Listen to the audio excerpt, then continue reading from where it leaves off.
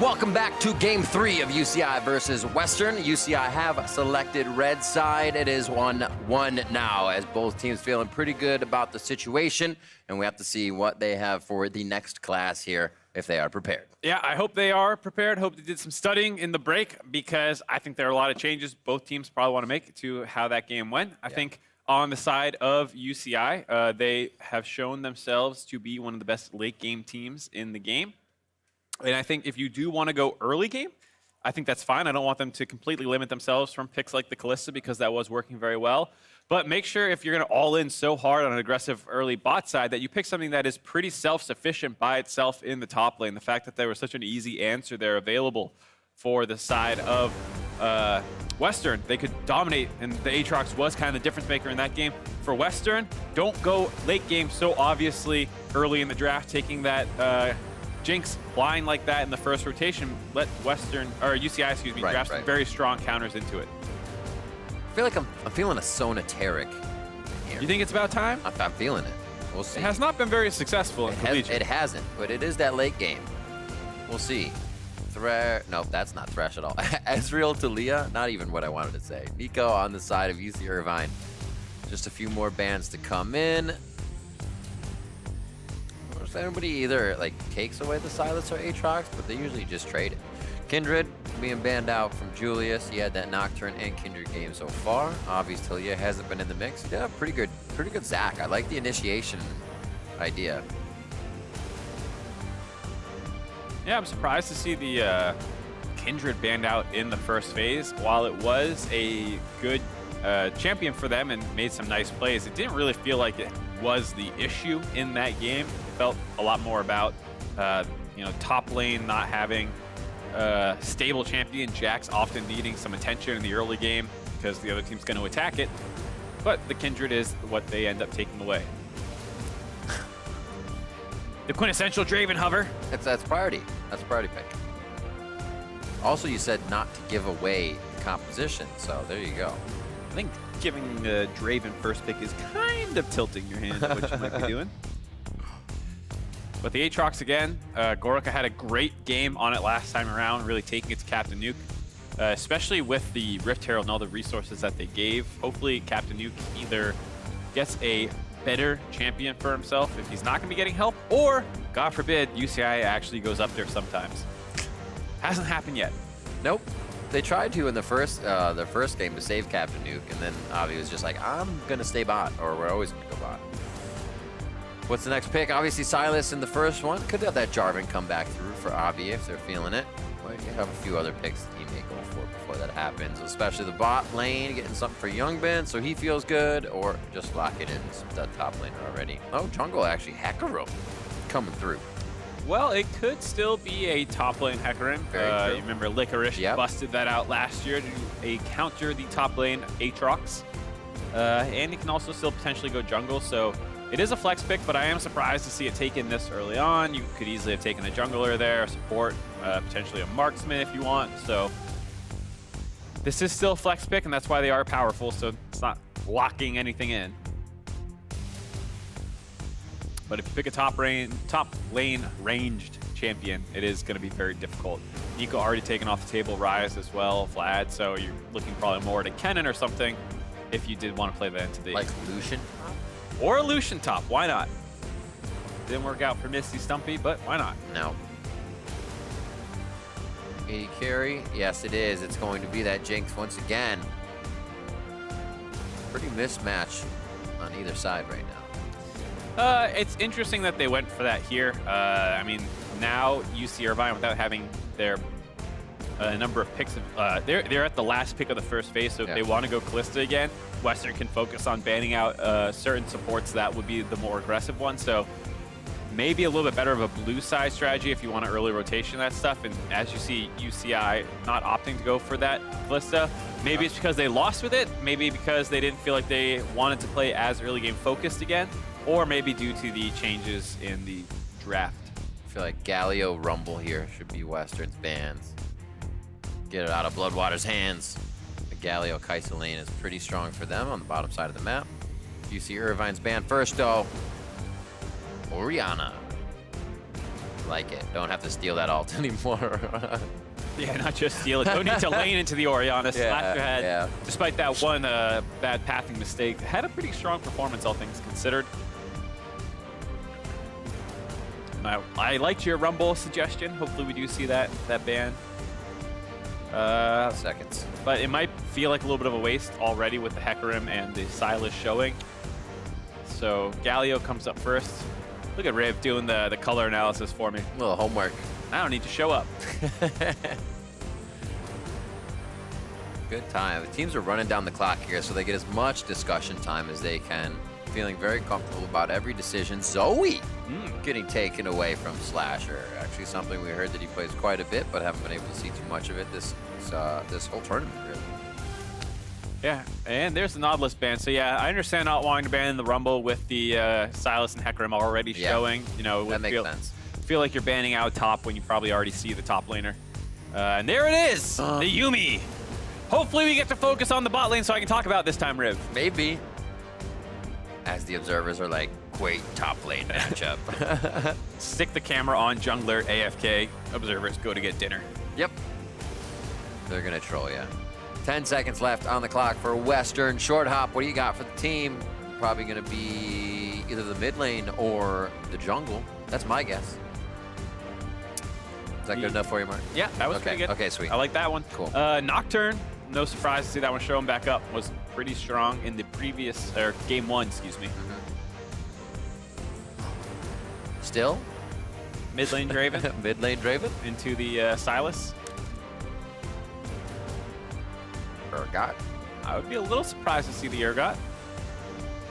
So you definitely want some AP in that composition. Lissandra or Akali going through. Remember, this was banned out, but Akali gets through for Slasher, so he's going to have the ability to try and zero out some of the members of this Irvine team.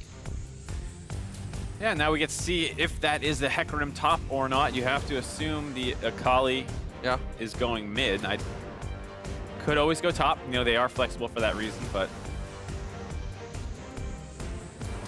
at least you know the Aatrox is not in the jungle anymore after the Nocturne. And there it is, yeah, the Rumble. They should have listened to you, Riv. Oh my word. Now, if it comes through huge, then it'll be big. If it rinse and repeats, then Captain Nuke gets dove at 3 minutes, 5 minutes, and 7 minutes by 3 people of Western's team over and over again. He was not having fun in those games with the enemy having so much focus on him. They know his Rumble's good. We'll see if Captain Nuke can come up big on this one to lay out the red carpet for Western to enter on. Yuumi in the bot lane with Kai'Sa, Youngbin, and Bloodwater going hard here against Short Hops, Jinx, and Braum. It's a very formidable lane. If you get locked up, it's going to be a lot of damage coming from Short Hop. Yeah, and I think, like you said, what happens with Captain Nuke will kind of be the focus. UCI, they talk about trying to get to the late game, that fourth quarter team. A lot of the times that things fall apart is because the enemy team is able to dogpile onto Captain Nuke, and they don't always do a great job protecting him. Like you referenced, Rumble, one of his signature champions, but the one time he got this tournament kind of got taken apart. So hoping for a better time this time. The Nocturne, at least probably pre-6, won't be as powerful at shutting down the Rumble. And once Rumble gets to 6, that is when he gets the Equalizer to kind of clear out waves. Saw the trophy there on stage, shining bright. Both teams trying to do the same thing here as we get into game 3. 1-1 so far between these two teams, with Western coming up very, very big there in game 2. A little bit of a falter, but they were able to keep that mentality up and stay very strong against UCI, the hometown favorites here. See Bloodwater on your screen.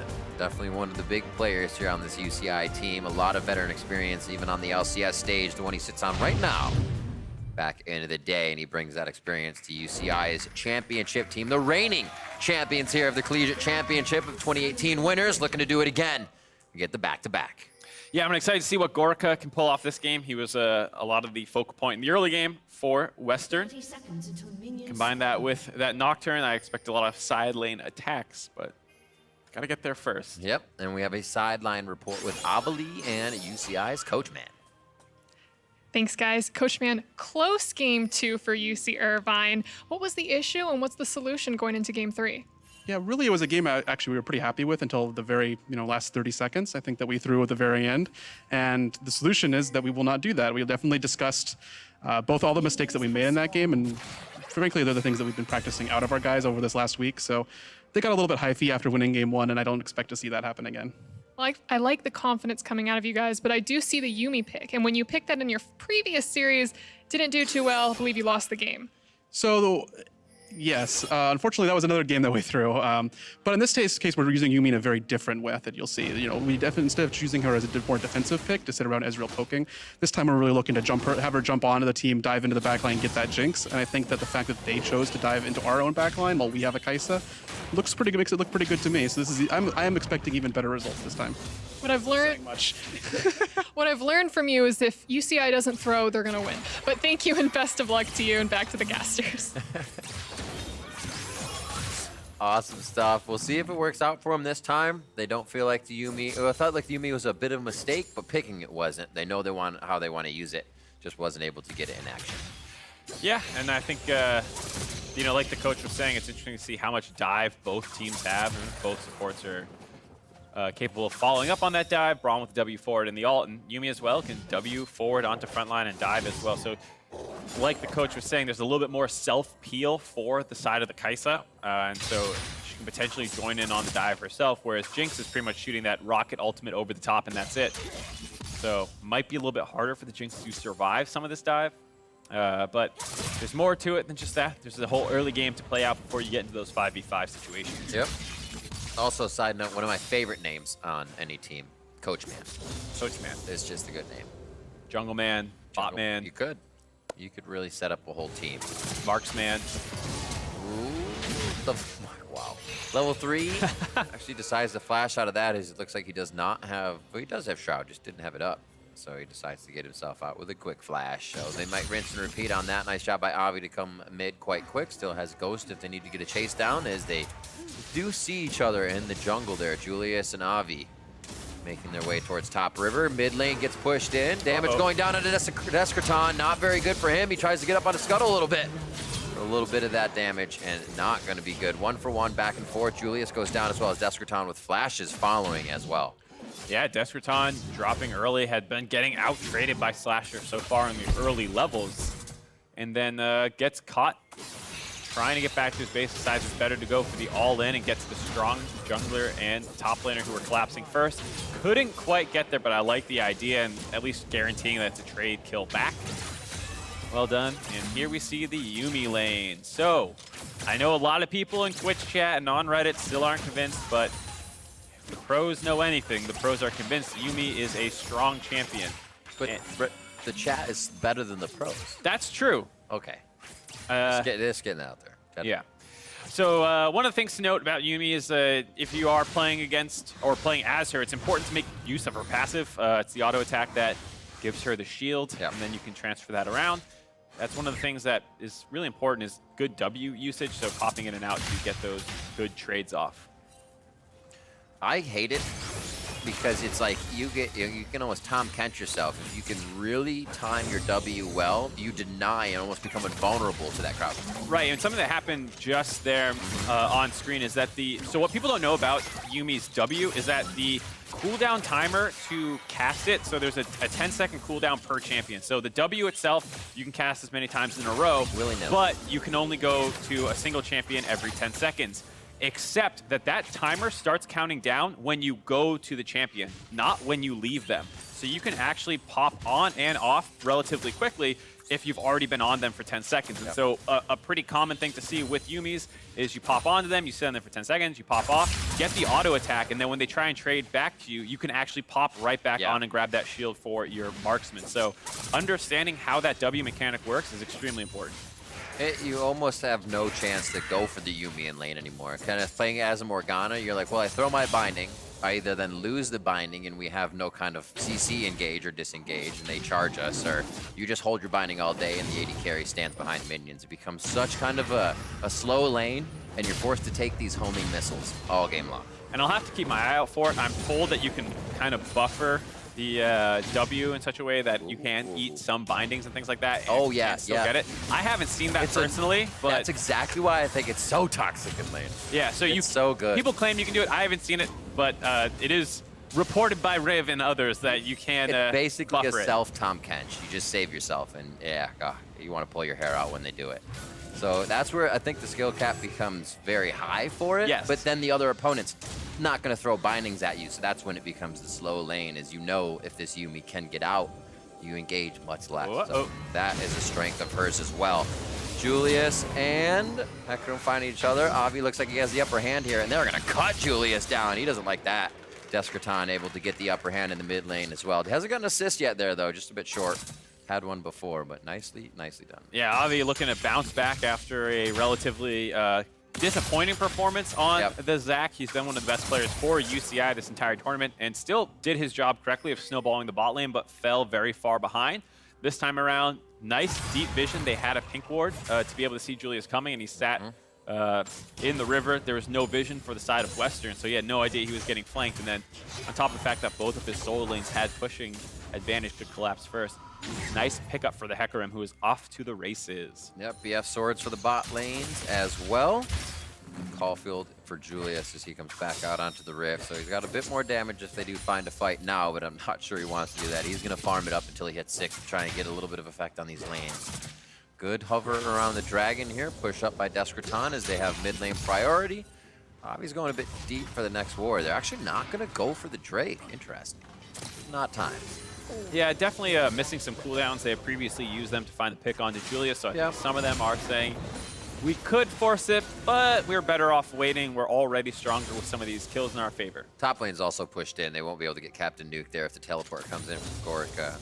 Definitely playing it safe. Nice sap. Grab the minions up, 50 to 60, or 59 to 69 in that bot lane. Looks like we got refillable potion here for Short Hop as he doesn't feel like spending any more money on potions. Doesn't have biscuits for himself like Youngbin does. Pretty safe, all things considered in this lane. They're staying healthy. You see Blaze Nova doing a great job at actually getting himself in front of those missiles. So Bloodwater isn't getting the best at tagging him. Covered by Julius. Final chapter goes out. Here comes the teleport down. Captain Nuke gets a little bit of free time in the lane. It's also a teleport coming in from Gorica. There's the red carpet. It goes down, and they welcome Blaze Nova in for a burn down. They lose Avi, though, on the trade over as they come down river. It's going to be a little bit of a walk on the beach, and they do lose Julius. A 1-for-1 now. Trade's going on to Slasher. He could go down, but Gorica's going to be the first. One last plasma shot, and that is Youngbin's. Great fight for UCI in the bot side. 5-2 overall in the game. Excellent steal from Descraton as well, taking that Nocturne ultimate. Even though the screen went dark, that was actually UCI pulling that one off. And an excellent counter engage from University of California, Irvine. And you got to see some of the power of that Yuumi, the fact that she has those extra combat summoner and able to hop through that fight. It starts with this potential all-in, but it doesn't even get off the ground. You see Braum not level 6 yet. Surprised to see him going for that without his ultimate. Had no chance of working out. So the fight starts terribly on their side, and then split fight. Yeah, they're able to kill the Hecarim pretty quickly, but the mobility of the Kaisa able to get involved in that fight. And then you see Yuumi hopping around all throughout the backline, switching targets, making sure to keep whoever is getting low topped off. And they're able to find a nice 4-3, excuse me, for one. Yep, nicely done. 2-0-1 now for Youngbin. And everybody on the map has actually been able to participate in kills now across the board. Actually, no. Short Hop. Unfortunate. He'll get some soon.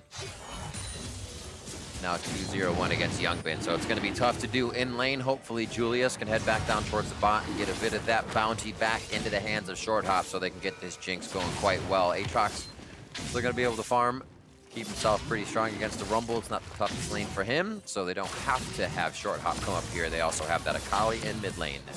Doing pretty good. Yeah, this is a much better game for UCI. The early game is going in their favor, but they haven't sacrificed Captain Nuke to the gods to achieve it. Ooh, here we go. Nice hit there.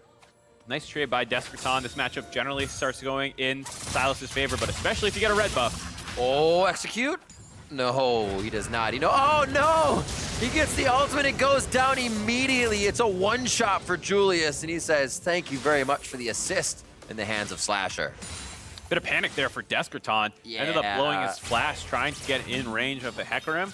But even But what if Hecarim threw him the lantern? the Nocturne follows you no matter what, so you're gonna die to it. Yeah. Yeah. Trolley jokes. Unfortunate.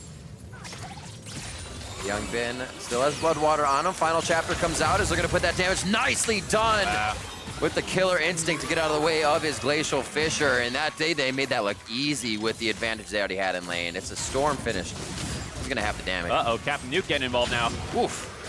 Gorica getting torn apart as they go towards the top side. People dying across the map is not spelling good things here for Western. Yeah, Julius can only be in one place at a time, and he already used his ult in the mid lane to try and stabilize that lane, since they no longer had to worry about the Nocturne. Bot lane and top lane both go wild. This is almost all 3 lanes that just barely avoided getting solo kills for Western. Yep.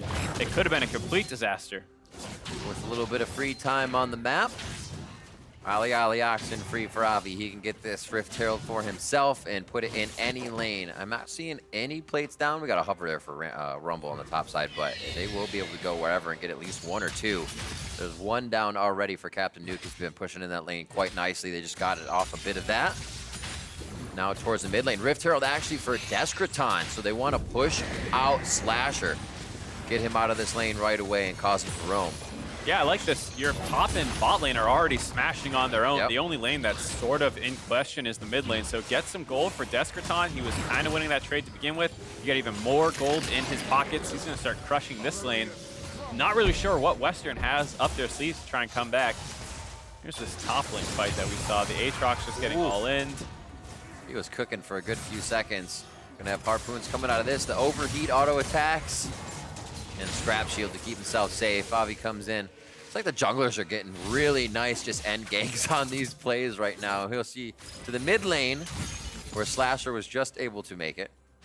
This is the other play. This is where Slasher died. Yeah, we missed this Yeah. with all the other things going on the map. Deskraton, after dying, comes So back, got a hypey. solo kill.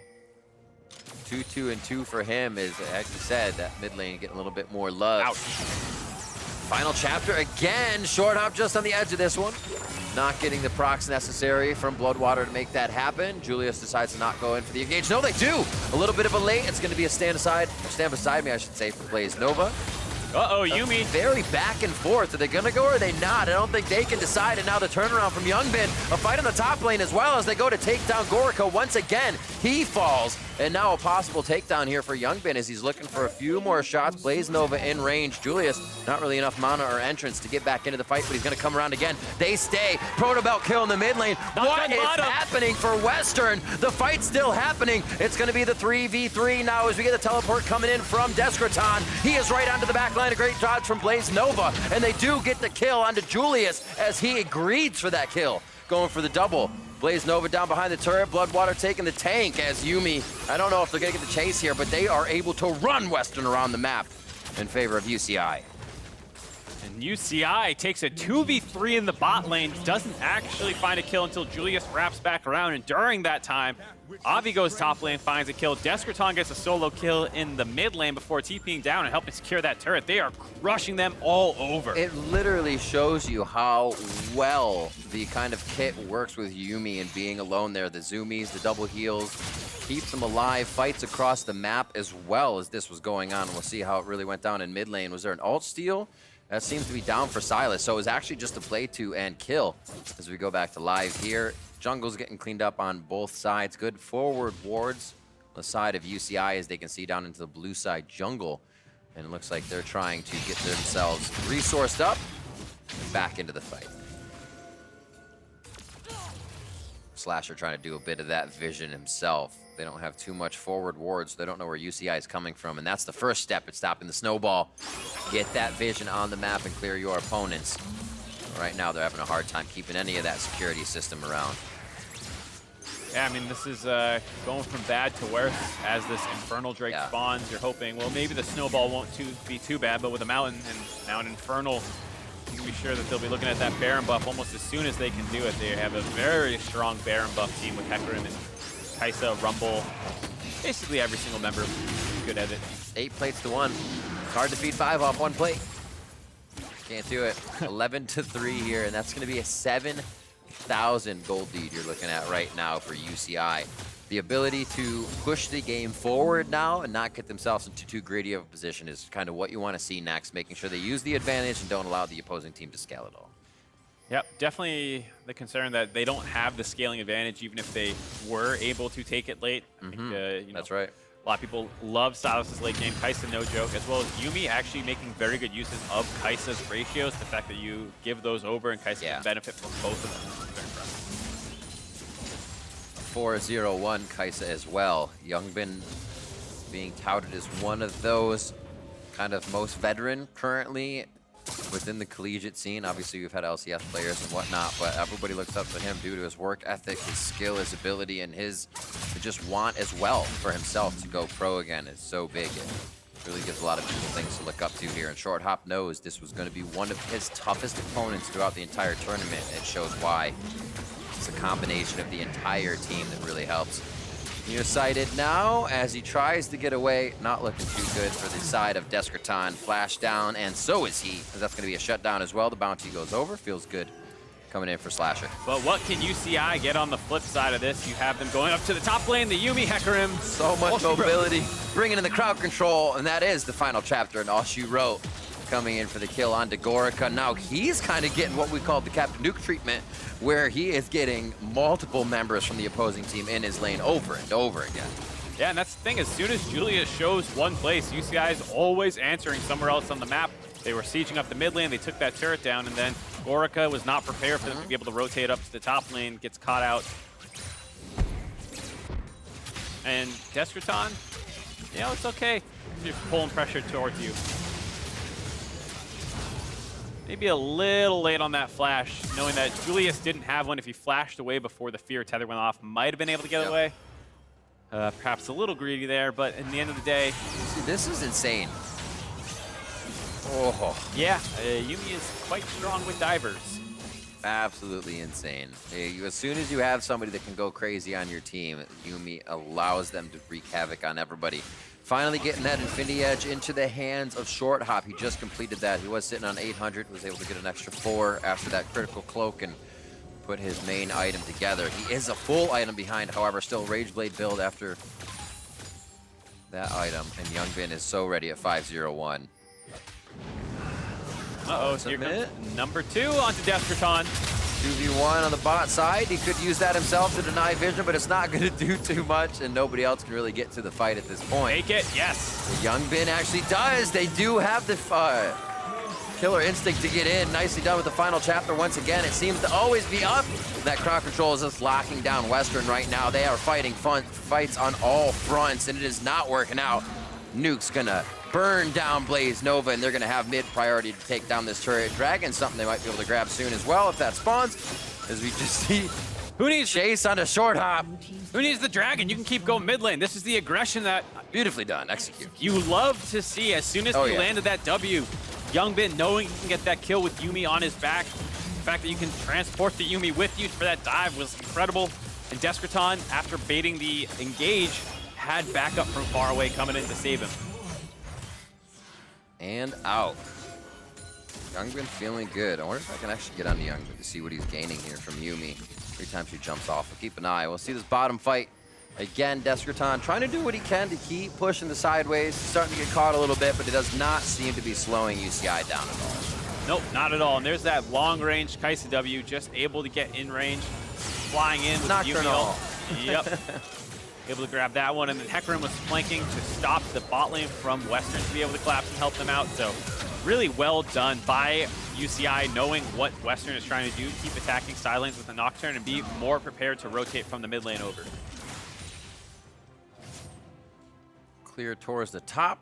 Captain Nuke now 2-0-5. I think there was a reason this was banned in the previous games. I'm just going to go out on a limb on that one. Yeah, I would say so. I thought, you know, oh, who needs to ban it? They're already showing the Hecarim, but they should have banned it most likely. They're playing a good champion select and getting into the mind of their opponent. Seeing that Draven on the other side doesn't matter to them. They're ready to pick what feels good and what they can get towards the end of select. 15-5. This composition is cleaning house in Game 3 for UCI. Western next coming off of their win in Game 2.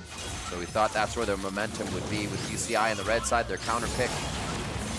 really working out for him. The Yuumi bot lane as well, 7-0-2. We finally see Yuumi showing up here at the collegiate tournament.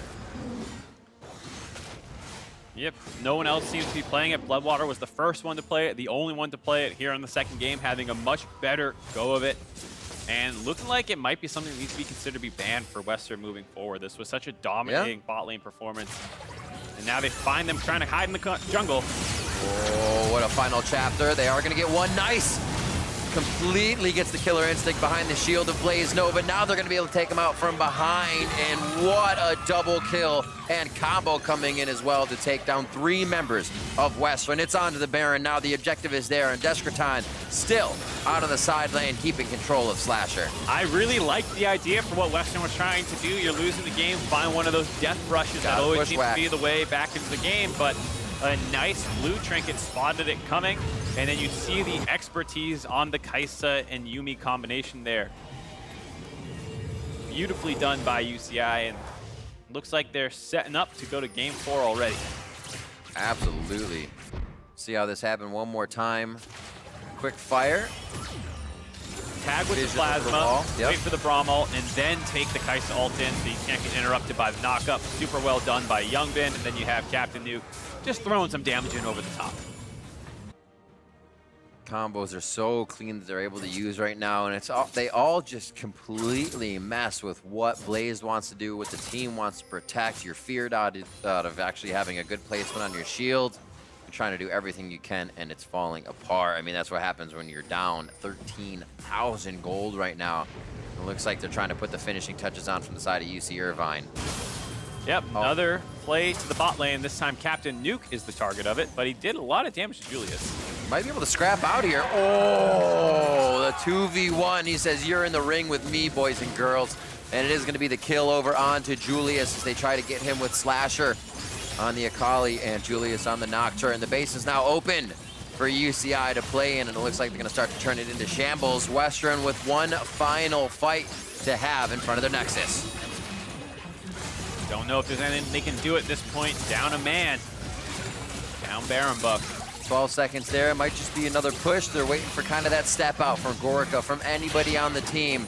Their Captain's Nuke wave is now coming in on the bot side, so they're going to have all 3 lanes crashing in now to the Nexus. And it looks like just a few more hits, and they'll be ready for that fight. Oh, Desperton trying to be careful. He has the Super Mega Death Rocket in hand. As Slasher looking for a priority target. Youngbin doing a beautiful job at staying safe here. You can see Yuumi onto Descraton as he's the one forward and backward in the fight. Switching back and forth. Now gives Youngbin the speed as they put final chapter down. Bloodwater, Youngbin going in! And that's going to be some big damage from them, shredding down Gorica. Almost gets another one, and he gets the Acathian Rain out of the base. And they are going to be able to get a fountain kill. Another one possibly on a Slasher, gets the plasma proc. But it's not going to be enough. Youngbin stands gatekeeper as they come off a kill onto Avi as he goes full troll into the base fountain. Out in for the kills. Patting the KDA is going to be UC Irvine. The pentakill coming in for Youngbin. You got to be kidding me. What a great job as the series now 2-1 in favor of UC Irvine. 14-0-3 for Youngbin. Right at the last second. The former Team Liquid player putting a stamp on this series, backed up by Bloodwater. Woo. They look like the best bot lane in college right now. Look at that bot lane, 14-0-3, 1-0-16. Disgusting. Absolutely disgusting, considering the next closest on their team was Captain Nuke, 3-0-9, only 12 of the 24 kills. Math, 15-0-19 bot lane. Crazy. Crazy. That's a lot of stuff right there. You're like, did you math right? I was like, I'm not going to double check this. So Captain Nuke on the Rumble, definitely going to be banned out next game. But they also have to look at the Yuumi now. I think UCI had picked red, so it's going to be on Western. They might choose to go for the counter pick if they can decide to. We'll have to see. I feel like UCI has such an upper hand over that game. It's going to be tough to kind of fix the mentality for Western. Right, I think that's the problem, is this game they won with so many different picks than what you have been seeing so far. I mean, you spent so many bans on support, they just bust out the Yuumi, it's just as good, and so suddenly, I think the draft just became a lot more difficult for the side of Western. Homework got tough. They got this is that sudden improved workload out of nowhere. Now you got to write the 9-page paper for tomorrow. For more on how that game played out, let's send it over to the State Farm analyst desk. Thank you so much, Riv. We are back at the State Farm analyst desk, and I think that final moment from Kai'Sa is the perfect way to explain that there was power in that bot lane. Yeah, these are the guys that have previous LCS experience. Bloodwater and Youngbin, known as the big carries, the big motivating factors for UCI, and they deliver here. They didn't die. Yuumi and Kai'Sa did not die, and they got a pentakill at the end. That was a great series from them. Yeah, I love seeing the Yuumi pick too. I think Braum has been such a high priority pick in all of the collegiate championships so far, and people are blind picking Braum, and we haven't really seen any teams punish this, and I think Yuumi is a great way to do that. Well, and the thing is, yes, we saw a great performance out of Yuumi today, but that wasn't the case for Bloodwater when we saw this previously within the tournament. So what do you think was different in this performance? Well, he was just executing better. It's as simple as that. I think that Yuumi is a champion with a lot of intricacies about how you time your W, how do you come on, how you come off. And also, see right here, as he switches off and looks for the auto attack, he's actually baiting the engage here by walking forward. And just overall this game, nice Q, and the ultimate comes through, locking up, sets up the teleport really, really nicely. And now this is a Rumble that is utilizing his ultimate power spike, equalizer at any stage of the game. If you can land it on multiple targets, you're gonna win the fight. And by the time that Nocturne decides to counter engage, it's already a little bit too late. You're all fighting in a big flame spitter. This Rumble is doing so much work here. Mid-game fights against this top lane is just not something that you can count on. You have to fight in other avenues. Well, and if you're looking at that composition and the fact that the bot lane performance right now, yes, great performances from those individuals, but as a collective, Crumbs, how did they manage to, on UCI, support those picks to really push them and position them for team fights later on? So because Yuumi and Kai'Sa are doing so well on their own against the Braum lane, by focusing the other parts of the map, specifically the Rumble and the Nocturne, you're able to draw away pressure, and so you isolate the Braum lane to the Yuumi lane, and Yuumi's gonna crush it every single time. So you build that advantage even further because no help is coming. So by keeping that lane isolated, and you're winning the top side of the map, you're essentially winning everywhere. It makes it so much easier for them to play the team fights because you won every lane, you won every matchup. And speaking of the top lane, it's no secret that someone had to deal with Gorica if they wanted that victory. Yes. So that Rumble was a great way to do so. Yeah, fantastic answer. Rumble's getting priority in almost any matchup, so I think it was the perfect pick here to shut Gorica down. Look at this. So Aatrox really has no hope winning this 1v1. His ultimate is relatively useless after the changes. It's not supporting him. And despite Hecarim coming in here for the quick little chaos at the end, I think Rumble had that easily. And here again, Hecarim returns to top lane, Rumble ulti comes down.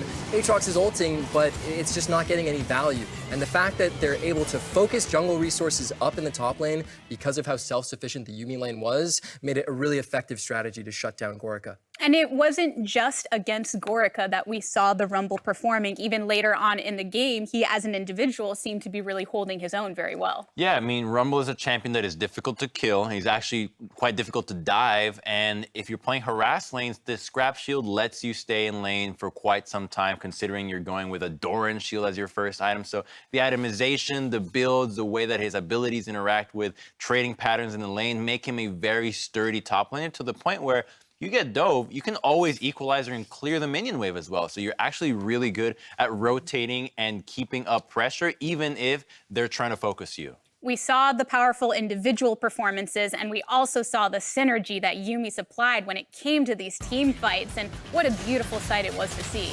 Yeah, the Yuumi ultimate coupled with the Kai'Sa ultimate is just so effective. They're able to reset fights and change directions like this, and coming over the Dragon Pit like this with a support on your back completely changes the scope of this fight. They had 4 players in the same position on the bot side, and the fact that Kai'Sa can come and switch angles with the Yuumi on her back, bring the ultimate with her, makes it so effective. It's broken. Yeah, it's broken. All right? Let's not it's sugarcoat it, overpowered, okay? all right? Well, you're saying that, but we also did mention that the players themselves between Youngbin and Bloodwater have a lot of experience behind them and a lot of power. So how could they maybe translate this type of performance onto some other picks if some bans come out reactively? Well, they've had almost the same consistent performance the entire series. Even in their loss, I think that Youngbin was, what, like 5 5-1 he's and been 0, solid. 5-0-1. Yeah, incredibly solid. So personally, I don't really think it matters that the picks you put these guys in, as long as they have a reasonable matchup, I think they're carrying. Well, and this means that UC Irvine is up compared to their composition. Yes. So, I mean, that's a lot that they have to consider going into the last game because we are 1 win away from returning to the finals for UCI. See what Western has to say about that when we return.